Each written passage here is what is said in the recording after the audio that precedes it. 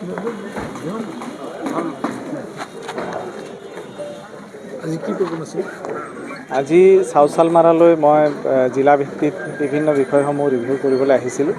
মাননীয় মুখ্যমন্ত্ৰী মহোদয় প্ৰতিগৰাকী মন্ত্ৰী আৰু দিছপুৰৰ বিষয়াসকলক নিৰ্দেশ দিছিল যে চাউথ চালমাৰা সকলোৱে যাব লাগে, আৰু সেইকাৰণে মই আজি ইয়ালৈ আহি জিলা প্ৰশাসনে ৰূপায়ণ কৰি থকা বিভিন্ন ধৰণৰ কাম কাজসমূহ অসম চৰকাৰৰ আৰু লগতে মোৰ যি দুটা বিভাগ আছে, শ্ৰম বিভাগ আৰু আপোনাৰ গৃহ বিভাগৰ প্ৰিজন আৰু অন্যান্য বিষয়বিলাক যিবিলাক মই চাওঁ, সেইখিনি মই বুজিবলৈ চেষ্টা কৰিছোঁ। কি বোলে জিলাখনত?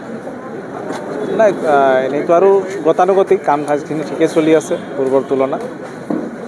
উন্নত হ'ল নাই, স্বাভাৱিকতে সেইটো আপোনালোকে ভালকৈ ক'ব পাৰিব যে আগত কেনেকুৱা আছিল আৰু আজি কি হৈছে।